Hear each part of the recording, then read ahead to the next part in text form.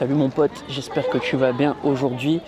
Je voulais te parler d'un sujet, c'était le fait de choisir là où tu dépenses ton temps. Je pense que tu le sais, le temps c'est une ressource extrêmement limitée, ça part vite. Si comme moi tu as perdu des gens de ta famille, si tu te rends compte à quel point la vie est fragile, à un moment tu vas réfléchir comment est-ce que tu dépenses ton temps de la meilleure des façons et surtout où est-ce que tu le passes. C'est quoi l'environnement le plus prolifique pour réussir tes objectifs? C'est quoi aussi le lieu qui va te donner le plus de joie possible?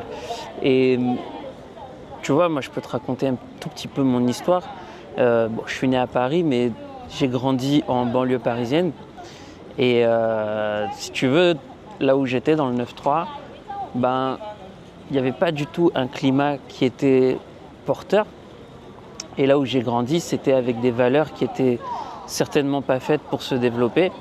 D'ailleurs, je suis retourné dans ma banlieue, entre guillemets, pas natale, mais là où j'ai grandi quelques années après.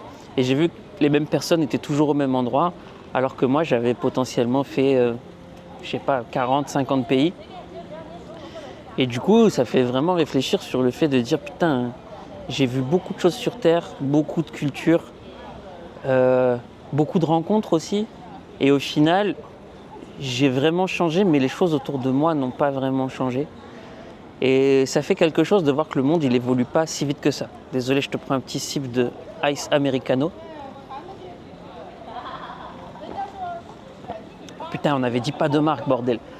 Bon, du coup, j'ai eu la chance de pouvoir aller sur Paris quand j'étais ado. Je devais avoir 14 ou 15 ans. J'ai quitté le domicile familial assez tôt. Et j'ai eu la chance de pouvoir être dans un monde très culturel à Paris. Donc j'allais dans les expos, j'allais dans les musées, je pouvais aller dessiner au Louvre, enfin voilà, je pouvais faire plein de choses. J'ai vu tous les rappeurs que j'aimais, je pouvais aller dans des concerts et je pouvais aller voir toutes les classes sociales. Et déjà, passer de la banlieue à Paris, c'était con, mais j'ai eu un upgrade qui était énorme. Ensuite, j'ai vu Paris se dégrader. Je pense que vous voyez bien que le Paris d'il y a 10 ans, c'est pas le Paris d'aujourd'hui. Et du coup, à un moment, moi, j'en pouvais plus de ce Paris sale où on essaye de nous prendre tout ce qui marche, où on peut se faire voler à n'importe quel moment. Et à un moment, j'ai dit, ouais, là, le Paris que j'ai connu, qui était orienté sur la culture, n'existe plus. Et j'ai voulu changer. Et du coup, je me suis dit, l'upgrade, ça va être de ne pas perdre toutes mes attaches. Et donc, j'ai tenté une première fois d'aller en Belgique. Donc, j'étais à 1h30 de Paris. Et là, c'était cool parce que j'avais des gens plus détendus, une vie relativement multiculturelle et des gens qui se respectent. Alors ça, j'ai adoré la Belgique. Mais au final, il y avait quand même un taux d'humidité qui était énorme. Moi, je me rends compte qu'un petit peu comme maintenant, j'avais toujours envie d'être au soleil. Et du coup, je me suis dit, je vais tenter quelque chose. Et à l'époque, c'était j'étais avec une copine sur Paris, mais c'était de lui dire, voilà, est-ce que ça ne te dirait pas qu'on aille vivre au soleil dans le sud de la France?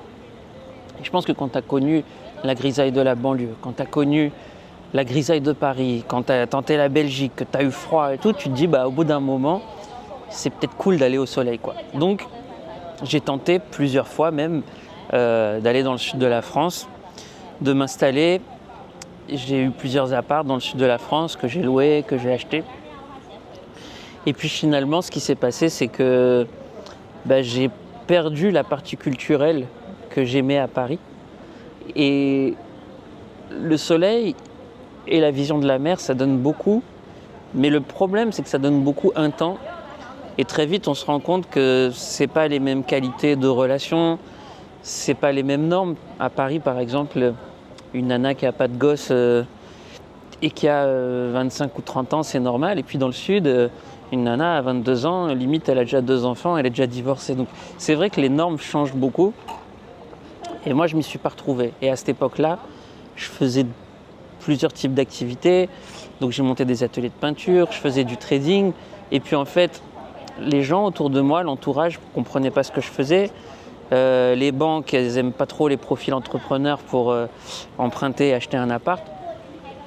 Et puis finalement, quand on fait du trading, si on est un retail, donc on est en compte propre, les gens ils vont dire si t'es pas en banque, t'es pas sérieux. Et puis peut-être à Cannes, il n'y a pas de trader à Cannes. Donc du coup, il y avait un peu ce sentiment d'être toujours un électron libre et pas au bon endroit, quoi. Du coup, j'ai commencé à faire un peu tout le tour de l'Europe. J'ai fait à peu près tous les pays d'Europe. Et j'ai un peu eu la frustration finalement d'être loin de ma culture, mais de voir des systèmes toujours compliqués, c'est-à-dire beaucoup de papiers, beaucoup de systèmes compliqués au niveau des impôts.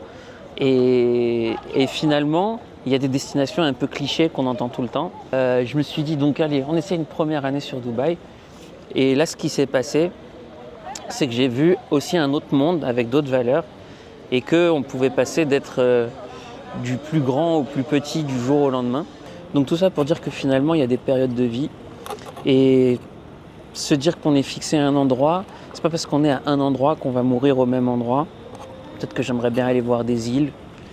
Et finalement, il n'y a pas d'endroit non plus parfait. Et on peut choisir où on habite, mais pour ça, il faut avoir des revenus qui puissent nous suivre. Typiquement, gagner sa vie avec un téléphone ou un ordinateur. Et puis, il faut être capable de savoir partir et de savoir revenir quand c'est nécessaire. Il n'y a pas de choses bloquées, définitives, absolues. Et votre vraie liberté, elle n'est pas là où vous passez votre temps, elle est là où vous avez votre liberté d'esprit, là où vous avez le temps pour penser, pour concevoir, pour faire des actions qui vous rapprochent de vos objectifs tous les jours. Et donc finalement, je vous invite à dépenser votre temps avec conscience et dans des endroits qui vous intéressent pour de vrai et pas pour le regard que les gens ou l'idée que les gens vont avoir de vous selon là où vous êtes. Donc soyez sélectifs, dépensez votre temps à bon escient. Et si ça vous a intéressé, je vous invite à regarder dans la description. Et je vous offre mon guide 5 étapes vers le changement. Je vous explique toute ma façon de penser. C'est gratuit bien sûr. Vous mettez votre mail, je vous envoie ça. Et on se parle certainement dans une autre petite vidéo pour partager des idées. Allez, ciao!